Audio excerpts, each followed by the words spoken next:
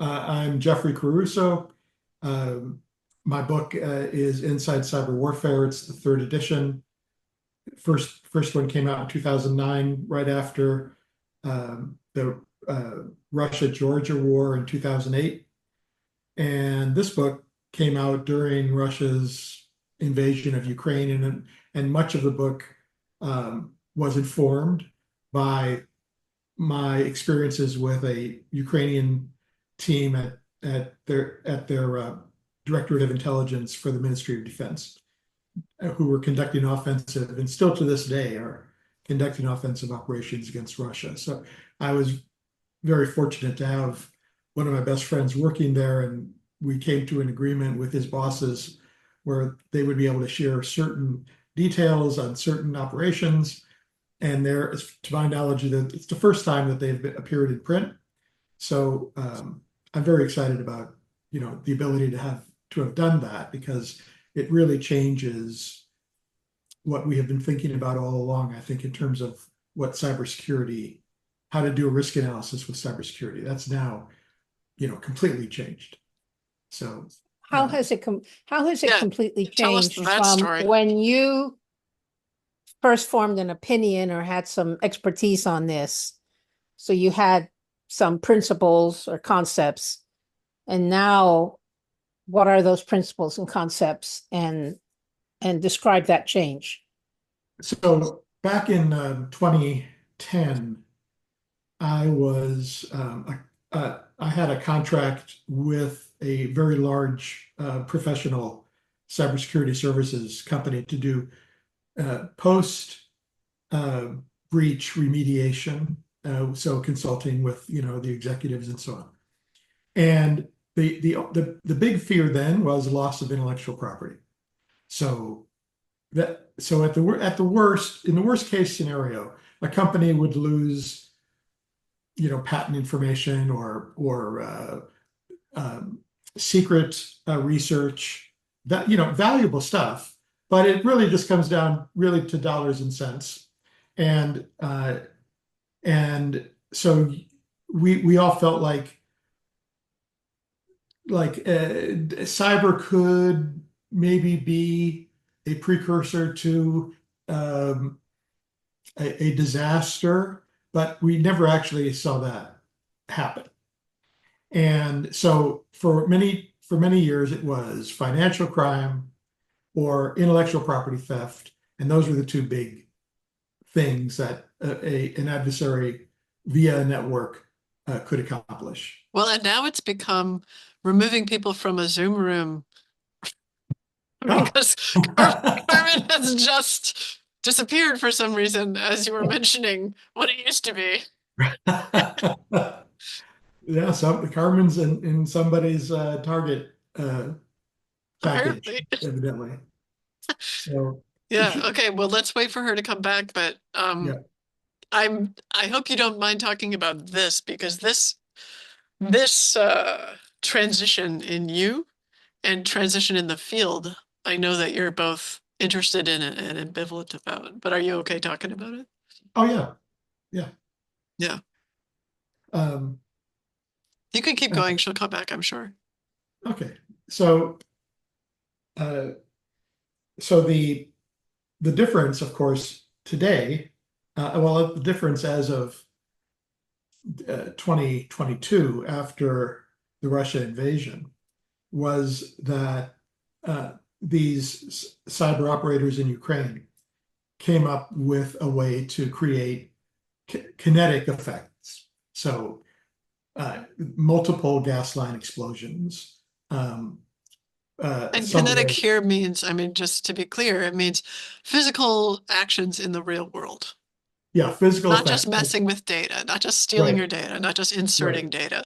Yeah. So a company wouldn't just say, "Oh, we've been breached," right? Your data has not, your password and username are, exposed. It would be the building exploded, and people lost their lives. Right. Or they tainted the water supply because of this cyber attack. Yeah, cyber attack. Yeah. Yeah. And that's why that is what is so crucial, I think, and to understand that we're now way beyond what we used to think about. Now, having said that, it's still not easy to do.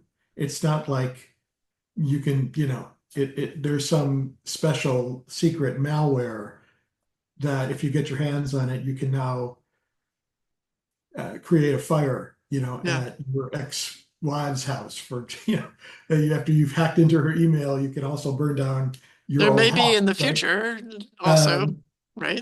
Yeah, maybe, Yeah. but for now, it's an extremely complicated process Yeah. that takes a lot of research and a lot of time. You have to really know the system the gas line that you're trying to explode. Yeah. Yeah. Yeah. All right. I'm And concerned. I talk about that in the book, like what are the steps? But You before you can't get like there, read the book and repeat it, obviously, because it's different for every target. But oh the yeah, overall process is you have to research. know the steps so you can guard against them. And so that if There's you're not doing, really any way to guard against it. so I Really, guess you have to know the steps so that you can do them, is what you you're saying. you have to be prepared. That's really the bottom line. Yeah. You have to have you have to sort of build into your risk analysis the possibility that a bad actor with sufficient research could burn down your building, cause an explosion, have serious negative consequences. So how do what do you do? How do you prepare or prevent that?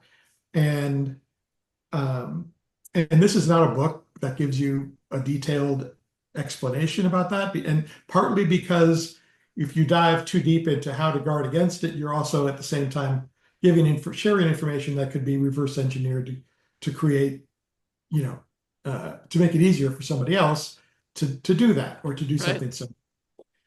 So, But but what about this statement that so Carmen, welcome back. We figured that someone just cyber attacked you and knocked you off of Zoom. Well, that kind of thing happens. I'm running, but it looks pretty robust. I'm running it as a hotspot off of my phone because whatever had happened totally evaporated the internet that Oh, comes to my house. So, but luckily my phone wow, still has a good signal, so I can hotspot to my phone.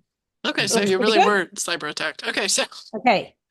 great. But what about this? We were talking about kinetic attacks, so causing Yeah. real world damage. And um, you made a point, Jeffrey, that there's no way to defend against it. And I guess I sort of wonder.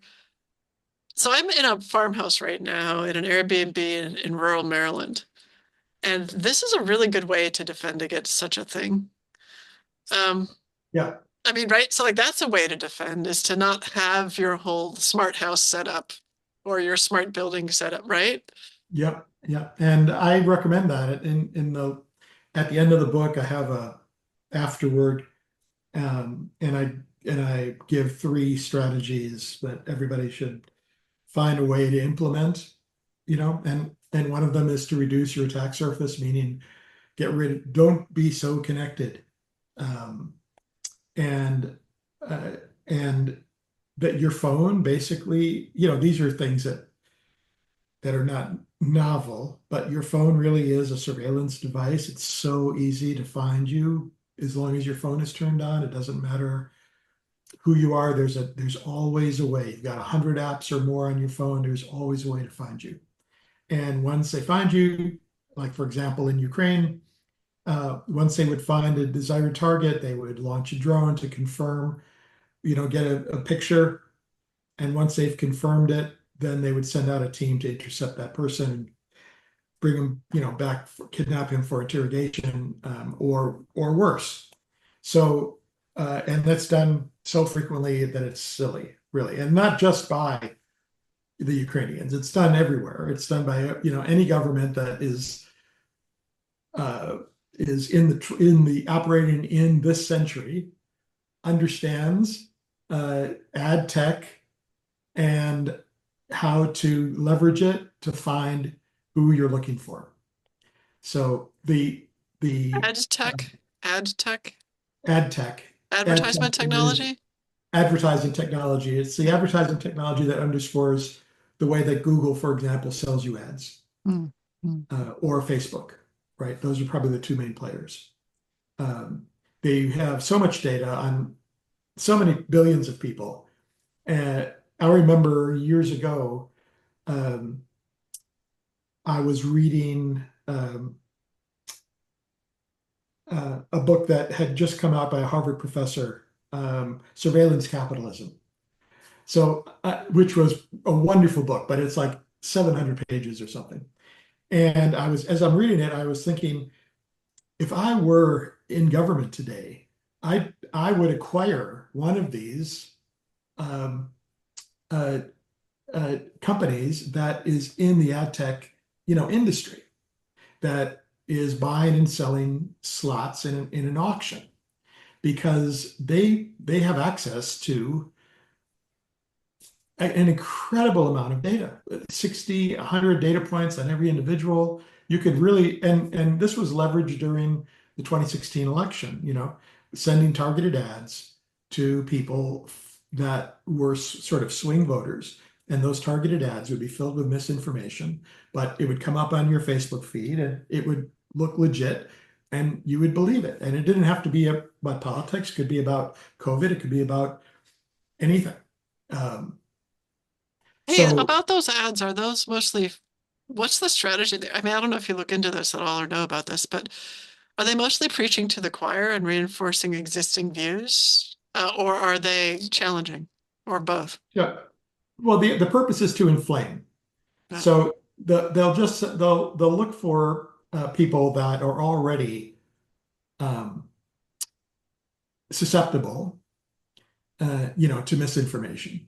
And then if it has to do with a political candidate, and the examples from 2016 all have to do with politics. But and this is not in my book, by the way, because it's a little bit too old. But there's a ton of information out there about it.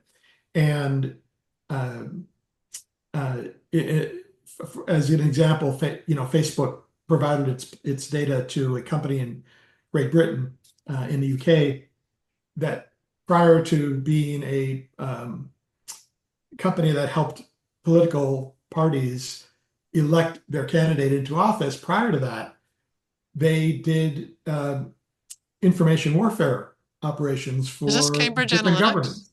Yes. Yeah. Although I think they did it under a different name Hmm. prior to That seems that. smart. Yeah. So as I'm reading this book and I'm thinking, wow, it would be, this would be something that an intelligence service would definitely want to use.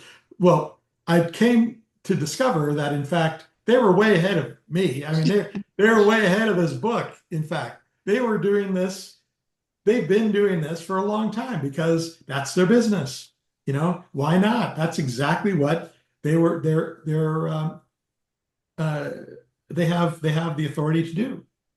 So today it's being used again, again in this particular war, but it's being used to find adversaries and either kill them or collect them for interrogation, and it's being used to track bad actors, just so that governments are aware of who they are and where they're operating. Or perceived bad actors. Or perceived bad actors, yeah. Or, other criminals, child porn, human trafficking, you name it.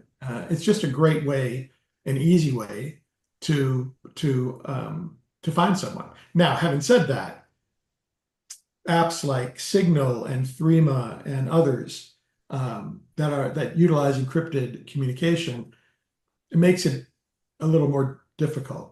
And in those cases, I know, my friends in those cases, they need to purchase malware that they can send to a phone, send a text message to a phone, and either with one click or with no clicks, own that phone and be able to see what's typed. And that bypasses the need to break the encryption, because Right, because it's just whatever's collecting typed data on the as it's phone. typed in. Yeah, right. However, that is extremely expensive. Wait, you say your friends That- do this? Do you have rich friends? well, government, they work for the government. Oh, They oh, oh, work for the got it. Ukrainian government, I so see. they have a budget. But even with that budget, they have to be very selective because because it's an expensive proposition, Yeah. which uh, and sometimes these organizations that sell it, like NSO Group, they'll make the news and there'll be a big, uproar, a privacy uproar over it. And Apple will try to, if it's Apple, will try to make the repair and try to make it harder. But it's a big business to be able to provide these types of services to government customers. And while there is a privacy issue, in my opinion, the people who are, and I'm sure Carmen can probably talk to this, but I've met so many people that have retired from one of the three-letter agencies, and I've never met a single one that was malicious in terms of how they operated. They were all professionals. They were all only interested in finding the bad guy. Nobody cared what you or I or our neighbors are doing. They're simply leveraging as best they can a way to find and stop dangerous people. Right. I mean, I want to hear from Carmen on this too, but my sort of feeling about this, because I'm not in love with the surveillance state at all. It, my sort of feeling about it is like, of course these are people who are motivated. I mean, they're getting lower salaries than they would in, outside the government, Yeah. like much lower salaries. They better be doing it. Like, why else would they be doing this, the highly skilled activity? So I don't worry about that. What I worry about is that they're hoping to catch the bad guys, but on the way, they end up surveilling people who aren't the bad guys, sort of by mistake, right? Like, because not Well, everyone you think is a so perpetrator is a perpetrator, right? I have a lot of questions and comments. And I don't want to, I'm going to ask this one because I don't want to not ask it. So in the Ukraine-Russia war, the Russians, the first 6 months, a year, appear to have been completely caught off guard by how easily their top generals could be killed because of their poor information security. And do you or have your Ukrainian contacts sort of explained how the Russians were so dense about this during the beginning of the war? I mean, do you have a theory? Yeah, I think the theory is well, the first problem is that Putin does not want to hear bad news, Mm. and you don't want to be the person to deliver bad news. So you just tell him what he wants to hear. War Uh, is going to be over in 3 days or in a week or in a month, but it's not going to last longer than that. And so he lived, and his generals, I think, lived in a bubble. mm, Plus, they tried to fight the war in the first 6 months using not using regular troops, but using uh, mercenaries from Russian mercenaries like Wagner Group, but also mercenaries from other countries. And so it really wasn't professional Russian soldiers that were necessarily dying. It was throwaways, and Mhm. eventually prisoners, right, that opted to go there. So there was no motivation really to be as truthful as needed until I think it just became more and more press was reporting what was actually going on, and finally you couldn't just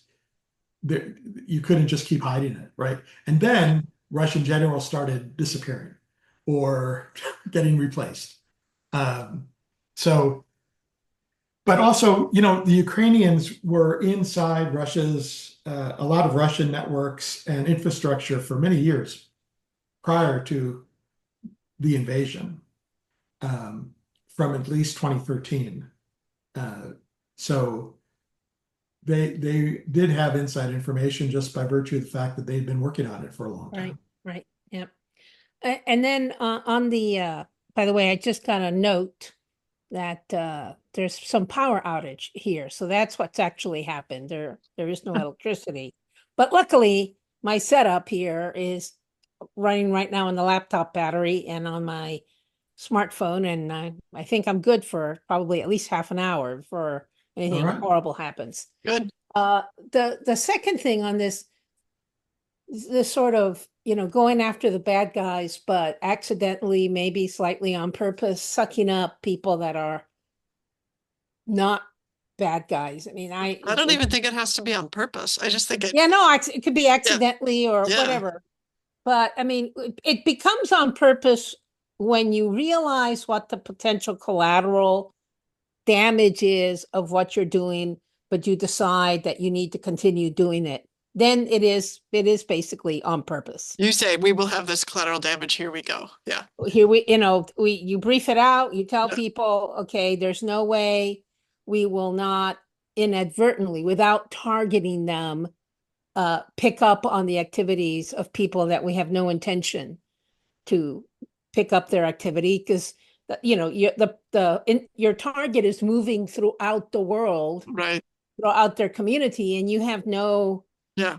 way of controlling who they're contacting. Even And back in the day, if you were just photographing someone on the street, exactly, right? There are other people. exactly. Yeah. So, yeah. So now what becomes the next step is to argue that NSA or some office in the DNI or Homeland Security is using these incidental contacts, or FBI, with Americans to create some kind of knowledge or database about something having to do with Americans. Reason why I didn't include CIA is that they're forbidden by law from doing that. And so it just doesn't get done there. It just not where it will ever happen. It can happen in places like DHS and FBI, where they are allowed by law to do something having to do with Americans, although what exactly they're legitimately able to do is argued, is disputed, right? So, for example, there was the issue where we want to study crime, and we want to study murders, and we want to study why it happens, and serial killers. And depending upon which administration is in power, sometimes DHS is allowed to do that, and sometimes it isn't, because of the different political views. So that's what I have to say about that. And then I want Jeff or Julia to comment, but one other point I want to mention is would like to hear Jeff talk about it. A lot of what the Ukrainians have done has been kind of on the cheap and highly improvised. Mm-hmm. And I was talking to some friends of mine a few weeks ago where they actually asked a big military industrial complex contractor to bid on some kind of drone program similar or inspired by what the Ukrainians have done. And the price that they were quoted was, I think, 300 times the actual price or cost to the Ukrainians of what they're doing. So I've talked long enough. Yeah, that's one of the most interesting and even for me, like, heartwarming things about what this war has brought out about the Ukrainian people is that they are incredibly ingenious and Scrappy. focused, and dedicated, and just they're, I mean, right, I know that it's not going to happen as soon as everybody would like, but it should become obvious even to Putin that the cost of taking Ukraine, is going to ruin Russia, because you will have to kill every single Ukrainian man, woman, and child. They will not stop fighting. They will sabotage, and Russia is so vulnerable to sabotage.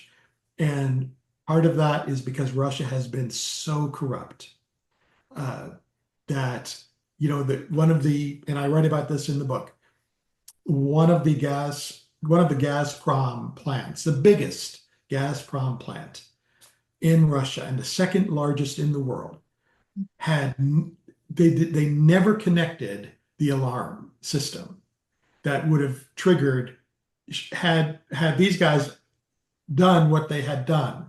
But with the alarm system in place, it would have shown up before the explosion occurred.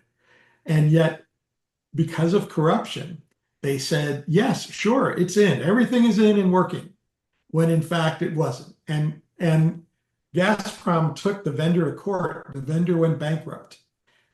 They hired a different vendor. They literally had to go back and collect the original design documents from the bankrupt vendor and give them to the new vendor. And then, I don't know how many years later, it was still not connected. So is that corruption or incompetence? It could be both, but it's definitely corruption. Because people are what getting happens paid is, off. in addition to not connecting things, they'll use pirated malware instead of authentic malware. Oh. Pirated malware you can get for free. Authentic malware you have to pay for, and you have to pay for the licenses, and you have to pay the renewals. And so why do that when you can put that money in your pocket? And there's so much pirated malware out there, right? So this goes on all the time, and it's gone on for years, and probably has made many many Russians very wealthy. So what's the incentive to stop? Ukraine also has a leftover corruption problem, but they're diligently going after it. They're hunting down whoever it might be, executives, generals, you name it, whoever it is. Nobody's exempt. If they can find them, then they remove them from office, and if necessary, conduct some type of criminal act or other or a civil penalty. But Russia it's just, I think, too embedded. So those two things combined, right, in my mind, tells me that Russia will eventually have to negotiate some type of a settlement, because the country won't survive if they keep pushing. Ukrainians are just there, and what really inspires them, at least my friends, is the state of Israel. They have an interesting relationship, and I'm not sure exactly how it started or how far back it goes, but there's a very tight bond between elements in Israel and elements in Ukraine. And they share tactics, they share technology. But I'm talking about in government and in the military. And so when you see the successes that Mossad has, it just sort of energizes this GUR in Ukraine. And they even have named one of their special operation teams an Israeli name, sort of in honor, as a sign of respect. So they're just remarkable people. Just remarkable people. Now, do you have Ukrainian background? I just Carmen learned. asks somewhat suspiciously, but Yeah, I didn't think I did. I thought my maternal grandparents were from Russia. yes. But in July, I think it was July of last year, my sister sent me a genealogy that one of our cousins had done, and they discovered that my grandparents came from a little town in Ukraine. Yeah, those borders were so fluid the last 150 years. You could be in a village that began in Belarus and then ended up in Russia and is now part of Ukraine. And that is commonplace. So that was pretty remarkable. I told my friend about it as soon as I found out. I said, "You're not going to believe this." So yeah, it's pretty amazing. It's pretty amazing. And they're very happy that, the book is out. This is only, and really, I only got a handful of stories. He promised me that after the war was over, we'd do He'd another tell you book. more. We do another book and get into some of the better stuff that he wasn't able to share right now. So I'm looking forward to that. I think it's going to be pretty exciting. There, What? but having said all of that, what I tried to do is point out that there's no security when it comes to there's no true security when it comes to a world that is reliant so heavily on software.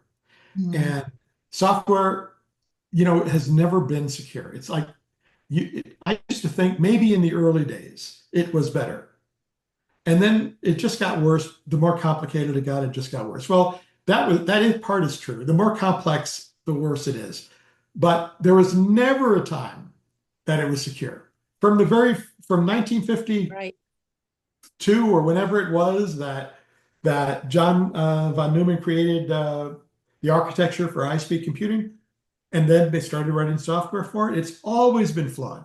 It just got worse. And and in my book, I tell some of the stories about these early software meetings before software was even an industry, before there was even a professional organization for software developers, right? They were arguing in these international conferences about the vulnerabilities in software. And some people way back then, they were saying, look, who cares? You're just adding numbers, or you're just writing a document. You're not solving national security issues. You're not, building anything that's sensitive with it. Who really cares if there's holes in the software? It never got Now we fixed. know. Now we know. Turns out Yeah. I Uh, I'm so I have sorry, did you want to finish up that thought? no, I'm happy to hear the next question or. Well, I guess I was this is the first time I've heard about the sort of emotional or inspirational relationship between the Ukraine government and military and Mossad or the Israeli government and military. Um, and and it sort of makes me twinge a little bit. Um, and makes me wonder if there's like it feels a little it just makes me wonder what the other point of view is like there's this story about the Ukraine government that it's full of Nazis, right, which is a Russian story. This relationship that you're talking about suggests not that, otherwise they wouldn't have this really interest in Israel, right? Or maybe they would if they're Yeah, that's Russian. That's been Russian misinformation right. from the beginning. That was Putin's excuse for the invasion. Right, but I guess, what am I saying? I guess so at the preface of your book, you say this brilliant thing where you say, you know what? Cybersecurity slash cyber warfare is moving from important, I think as you said, important to necessary to sufficient. And the sufficient part where you would just conduct war through cyber warfare with it through no other means because cyber warfare is sufficient to do everything is that is a really interesting statement. And there's a part of me that I'm trying to figure out how to have a no war future, right?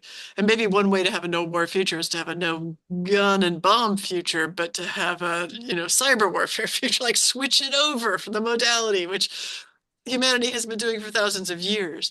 But then when I think about what you said about Israel and the Ukraine, then I go, they're just admiring each other's sort of machismo a little bit, and maybe it'll never switch over, or maybe it'll switch over and it'll just become just as bad as a nuclear weapon. A cyber weapon will become just as bad as a nuclear weapon. Anyway, here's my peacenik thoughts. They don't necessarily go together, but that's what happened to me. Okay. Well, that's interesting because I don't remember the part that you're quoting. I'll have to go back and find it.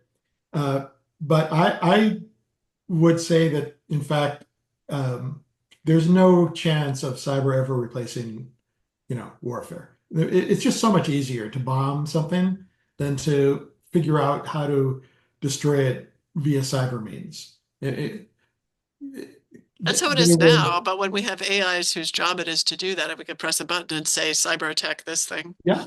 Uh, An AI enabled warfare is a different animal, of course. AI poses all kinds of interesting capabilities, which are still sort of we're still sort of not sure yet, um, but it's not good because remember, AI is just software, and software, yes. as I have said, Yeah.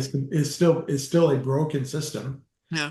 So, but you're now building something that, if the guys that are collecting the VC money are able to deliver on, which is a artificial general intelligence or artificial super intelligence, then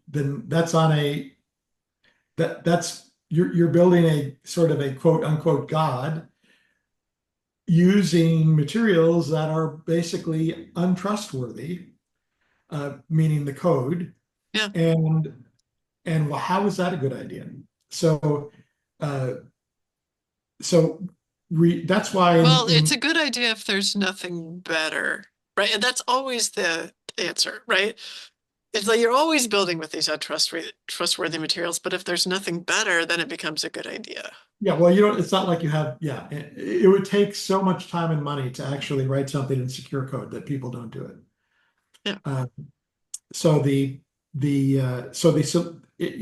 solution is what Carmen is dealing with right now, is to have backups, to Yeah. have resiliency built in to your facility. Mhm. So when the power goes out, no problem. And that is what I recommend, as one of the things that I recommend in the book, which is reduce your attack surface, build in Yes. resiliency, Right. and diversify your risks. Right. When it comes to diversifying your risk, by that I meant financial, because the money system is electronic, and if it would make sense to me if I were an adversary to disrupt a country's financial system. I mean, the general population will riot over. You've seen it time and again, even back before there was anything electronic, when it was just the depression in 1929 and the bank shutting down, Mm. people rioted, and today would just be so much worse because so many people are desperate when it comes to their finances, either behind the curve or paycheck to paycheck or just suffering. And Right. so don't wait until the money system has been disrupted. You need to, and I'm not someone who has adopted a survivalist mindset at all. Um, I'm just saying don't be stupid. You know, think ahead, what might go wrong, have a contingency plan in place, and as part of that plan, have some cash or something that could be considered valuable for services or whatever you need. Same We should with all buy cigarettes. cigarettes, good currency. Yeah. Yeah.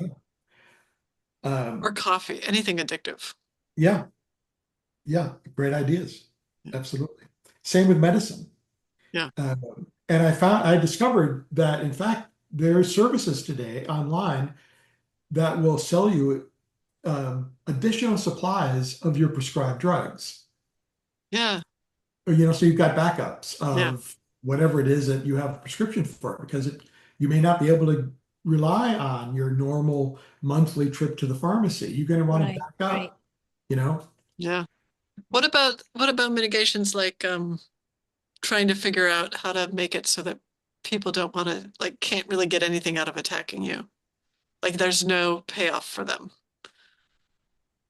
I mean, that's a bigger idea, but is that even possible to make a system where the work that it takes them to attack is just not worth it? Like, I'm just thinking about this because the quantum day thing is coming, right? We just saw this news article about being able to hack all the encryption, right? Chinese saying they can hack the military encryption, um, 32 bits or whatever it is, right? But at some point, um, it would be great if they put all this work into it and then it's useless, right? Yeah, I can't really speak to that. Um, I would say the best thing to do on an individual level is not to have a display of wealth. You know, drive an average car, live in a house that is not a McMansion, and move out of the city, because the worst place that you want to be is in a city. If there is some type of a disaster, and because there won't be 911 services, there won't be police services. There in a when there is like an earthquake, like when I was in California for the '94 Northridge quake, I think I was living in Venice, and Santa Monica was hit pretty good. The only thing the police were doing were they were deployed to critical assets. So that was it. Um, I could be calling 911 for hours, and I would never get a single policeman to show up at my door. So they just have higher priorities, and that's and that's what we're doing. I mean, that's what I'm doing. We're looking at rural property right now.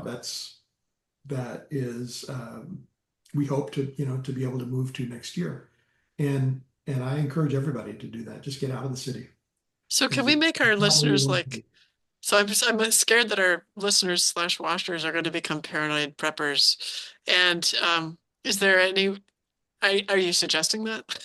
Is there, and Yeah, Carmen, no, do you it's have a not thought me. about I don't this? think I would. A prepper to me is somebody that'll build a shelter. They put all their money into, gold and silver and canned goods. I'm not suggesting that at all. Live your life, enjoy your life. You could be dead tomorrow, right? Who knows? But also, this is a part of your being a responsible adult. Right. Like, if you have the ability to choose where you want to live, better to choose the country than the city. If you have the ability to choose the type of car that you drive, better to drive like a family car than $100,000 sports car. Don't make yourself an unnecessary target because of ego. And try to think like a desperate person. I mean, I've been desperate. There have been plenty of years. I'm almost 70 years old. There have been plenty of years in my life where I was wondering what would happen the next day. And and if I were had no money to buy food, I would look for a way to get food. That might mean walking into a store and trying to sneak out a sandwich, or, not that I would ever do it, God forbid. Who knows what you would do if you were desperate, but I might look for an easy target that I could rob. Just think about that, right? Try to put your mind into the mind of a person who is looking for somebody to be an easy target. Don't be an easy target. But see, Uh, can we make the United States not an easy target? Like, can we help other countries be less poor so that I mean, are there yeah, I ways? think it's too late for that. I think it's too late for that. To be honest. Really? I think it's a good ambition. I think everybody should, Because I follow it think we're the ones like collectively in the McMansion driving the $100,000 car. I mean, on a world scale. Probably yes. yeah. On a world scale, probably yes. Although there are some other societies, China and India come to mind, who have gotten rich very quickly, like in the last 50 years, or at least layers of their society have gotten rich very quickly, and where ostentatious displays of wealth are, and in fact, desirable. Yeah. Yeah. So that's definitely the case. So I want to before we get altogether too gloomy, although this is not apple pie either. But, we've been talking about cyber, but somewhere in the family tree of cyber is this whole issue of disinformation. Yeah. And when you were talking about trying to find a rural area to live, well, I was thinking of Western North Carolina. I actually had friends who stayed at my house for a week because they had no electricity and water in Western North Carolina. And they've returned, and I trust everything as well, but there are parts of Western North Carolina where the disinformation is so thick that FEMA officials have apparently stood down in trying to help these communities because they fear they're going to be attacked. So Yeah. Well, they've been threatened. I mean, it's not I just. know, exactly. And so, yeah, in my own mind, I'm thinking how to weigh these two because Mhm. I understand the potential of cyber attacks to kind of disrupt completely a society. But disinformation, what we are seeing now, I believe, is far in excess of what at least most people, anyone I've ever read on this topic, kind of anticipated. And now people are talking about ideas such as that we have to pre-position the truth. I was just thinking of that as Good luck. Good luck on that, by the way, is my Yeah. bottom line. Good luck. Yeah.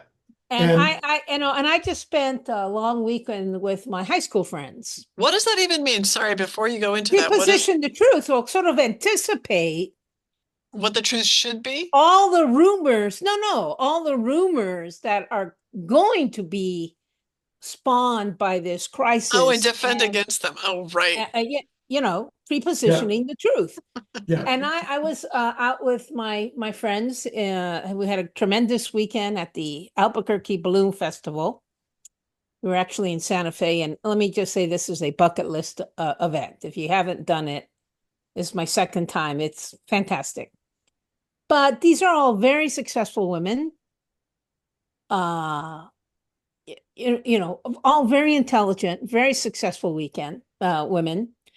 And one of them was telling stories about all the crime in the city she lives in, even in her rich neighborhood. And I kind of tried to press her, okay, did you know this person? Oh, a friend of a friend, So the provenance isn't very clear. But she actually just said offhand, well, it's probably those Venezuelan gangs.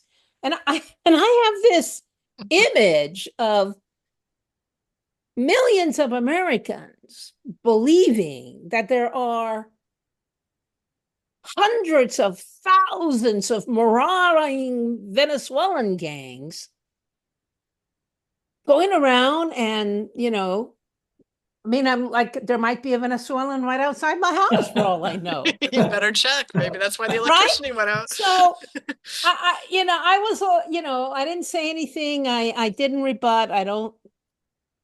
Other than to ask her pointedly, do you actually know these people? Oh, friend of a friend. Okay. Yeah.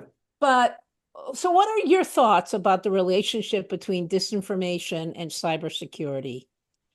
And any other thoughts you have on this disinformation problem, which I kind of think it's too late now. Yeah. Well, so I've been reading a book called wait, let me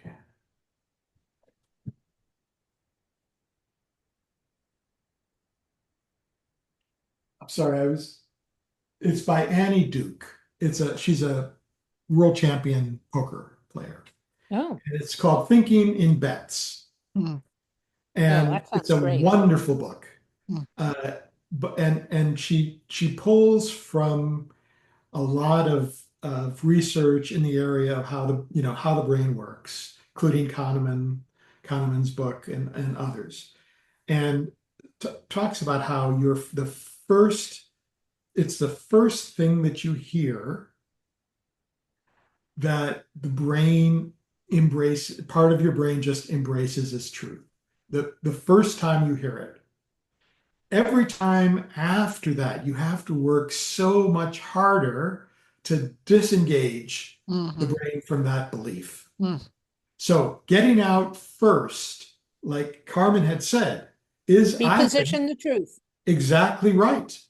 FEMA was reactive. They waited until Trump's or whoever it was in the Republican Party started promoting, this fake stuff about FEMA restricting cards to, you're only going to get $750 and that's it, or And whatever if you else. let them come and help you, they're going to take your house. Or, yeah. And I just saw, my wife Big just one sent me right a now. note about that the other day. Is this true? Because it was propagated by a former military guy, and God knows I am grateful for everybody who's ever served in the military, but you can't believe everything you hear because they've got years of service behind their name.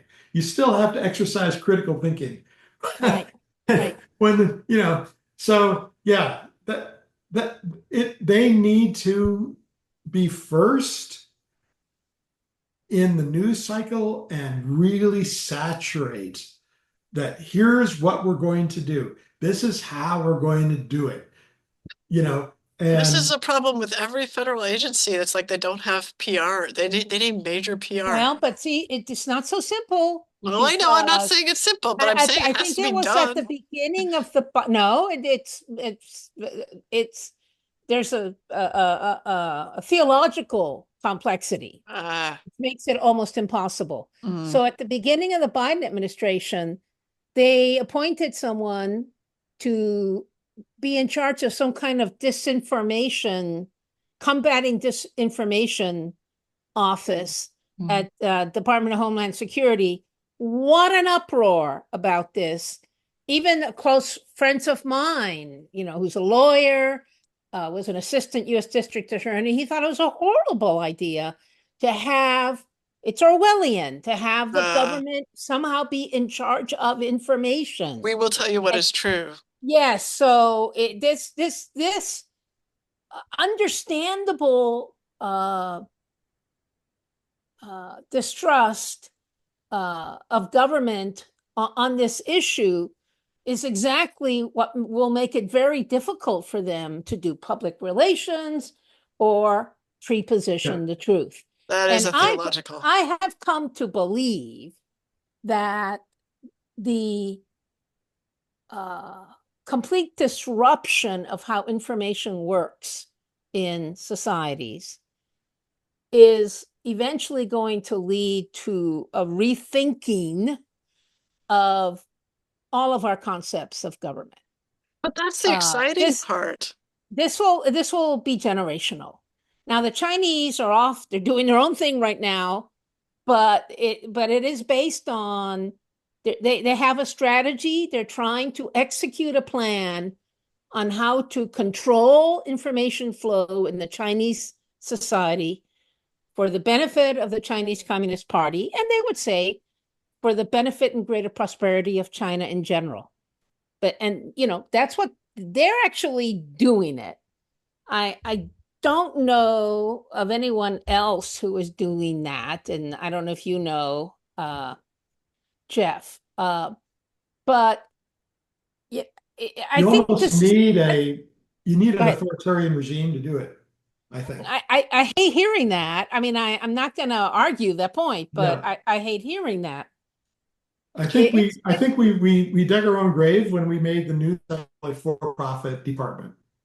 I'm sorry, say I that don't know if you again.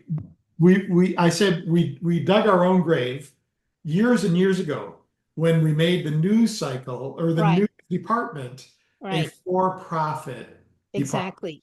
For profit, right. Yeah, because prior to that, you could rely on the news. It wasn't like they were giving you stories for clicks, right? There were no clicks. They weren't selling ads. It was you were just getting what professional journalists felt like was an accurate a description of events, right? and you trusted professional journalists, and they could be sued, and they had a code of ethics, and they, But they had also had some. their own, they also had their own biases. Sure, Yeah, absolutely. I mean, You'll they never had get away from that. their own filter. Yeah.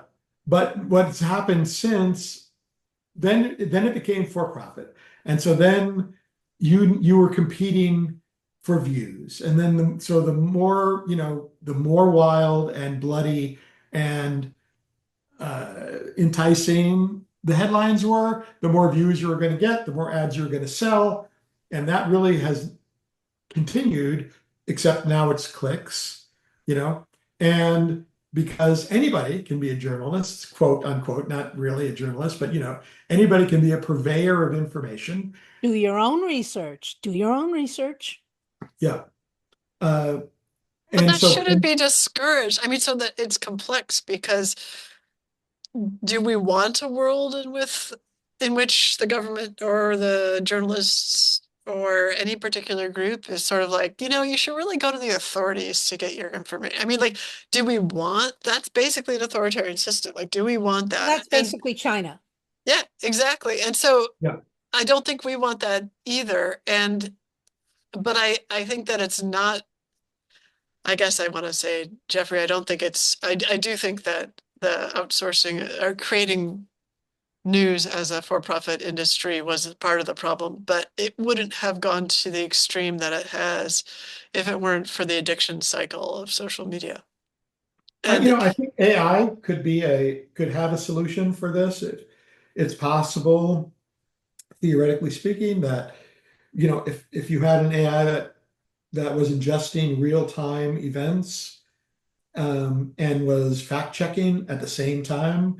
I mean, it could be done, considering the speed at which some of these compute clusters operate today.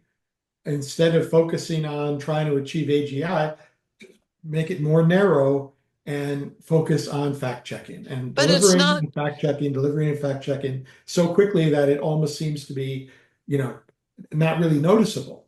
And but of course, with our current system, it's all about um, views and money, and whereas there's no incentive to stick to try to do fact checking, and the people have not been, in our country at least, critical thinking is not taught in school. But it's not, this So, kind of drives me nuts because it's not just critical thinking. Like you can do really good critical thinking with false information that's given to, there's a blurb and a blab does this and a blurb does this. I mean, this is a classic behavioral test, right? So if a blurb does this and a blab does this, then what can a blurb do in this situation? These are not things that exist, but you use critical thinking to figure them out. So it's not just critical thinking. It's literally like there's so much information you don't know who to trust. It's a trust issue. And so even if you got an AI to fact check, you don't trust the fact checking. You don't trust the human fact checkers. You're going to trust the person who brings you your mail and correctly brings you your mail after, 6 weeks and hasn't failed, or the person who helps you with your dog. So like what we've ended up doing in this transition from the physical reality of life to the digital reality is we've lost trust because trust is based on physical experiences over time of something working out and surviving/thriving, right? So I don't think any of those solutions, critical thinking or AIs that fact check, more fact checking, that's a fantasy. The problem is trust. uh, I could be, that could be, I don't have a good way to encourage trust. The other day I walked across the street to get my mail, and I met my neighbor, and somehow we got onto the subject of that city in Ohio where the Haitian immigrants were supposedly, you Springfield, know, yeah. consuming their pets. This guy was 100% convinced that that's what was going on. And Haitians, that's what Haitians do, he was telling me, you know? And it didn't matter what I said to him about, I said, look, you know, they invented it. Your vice presidential candidate acknowledged that he invented, it didn't matter. So, and this is ultimately when I was writing the book, when you put together the way that our brains operate, which we can do nothing about, and and the way that we consume information, which is lazy, right? I'll look on my phone, I'll see what the headlines are, or I'll look on social media and I'll see what's trending. And all I got to do is read a headline and I'll believe it. And I'm not speaking of me personally, but I'm just speaking of in general, that's what happens with people. So, Yeah, I uh, noticed that with my high school friends. You know, I have like almost no notifications turned on. You know, almost none. Yeah. And it's been that way for a long time. And I certainly don't have any news notifications. I mean, I haven't had those on in forever. But they were all, you know, constantly getting notifications, and whatever new bad headline showed up, they would share it with the rest of us. And I'd kind of look at her like, you know, I didn't say anything. Maybe I should have said something, but I was like, what is the point of this? Because there's just, you know, one thing you learn when you spend your whole time, your whole career working on, you know, world events and national security is that, you know, events happen one after another. And it's very hard to pick out, oh, this is significant, right? Oh, now this one is going to make a difference. But they're just lost in this waterfall of events for no purpose, really. yeah, yeah, that's exactly right. I'm with you. I don't have any notifications. And if I hear something, I immediately look to see, is anybody else reporting it? You know, and I look for trusted sources. I tend to only read newspapers. People, you know who it is? I look for companies that can be sued. Mm, You know, that's a technology good companies technique, cannot be actually. Yeah. sued for what is on their platform. Okay, Mm, then I don't care what's on the platform. right. New York Times can be sued. Washington Post can be sued. Wall Street Journal can be sued. They're going to have their own spin. That's fine. But I know for sure that they do fact checking because they want to avoid a lawsuit and they want to avoid liable and, you know, and they have a long-standing reputation. So I'll start there, you know, Right.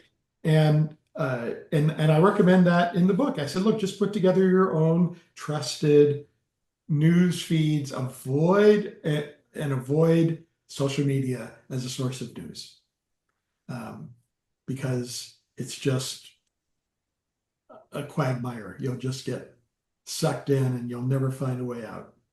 And it's designed to do that, right? The algorithm that runs it, that gets to know what you like, what your biases are, and it just keeps feeding you that. And before you know it, you're believing stuff that it's just not Yeah. Right. The remotely. addiction economy. Yeah. So yeah, the book is a little bit, you know, the book is a little bit. Um, I'm not optimistic. I don't think that there is a solution. I think we've created a world that is too fragile Mm. because it's based on insecure code and it's based on, you know, information that cannot be vetted, that people don't even want, even there's no desire to do, um, by a majority.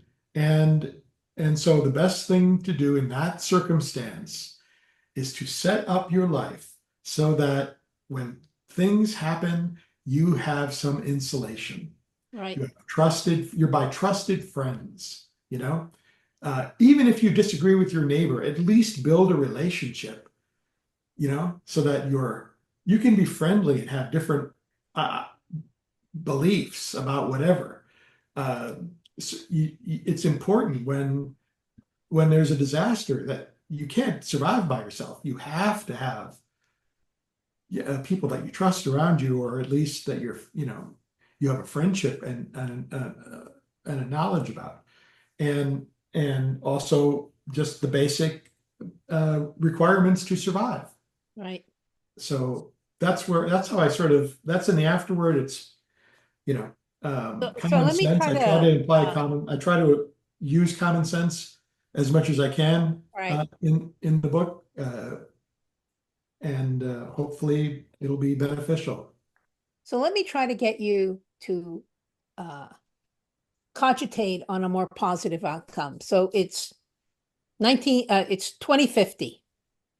So it's, we've had 25 years, and this cyber situation is improving, not fixed yet, but improving, and the disinformation dynamic is improving. What happened to get us there? So, the only thing, I'm sorry, Carmen, because I'm going to wind up reverting back to negative, but I That's truly okay. believe Give it your best shot. I truly believe that progress comes when we are forced to change. Right.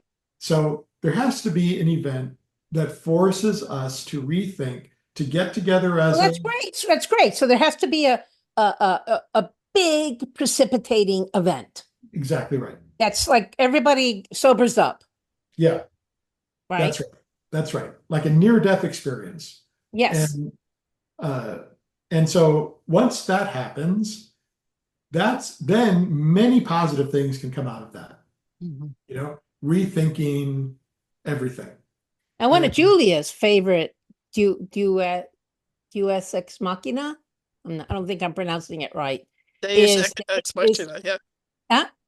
Deus Ex That's Machina? it. Yeah. Deus Ex Machina is that the aliens show up. And Yeah, I actually Alien did Warfare. and I actually did make a bet with someone, and I would make it again, that we will have an encounter with sentient life other than the ones we represent right here by 2050. And I'm sticking with it.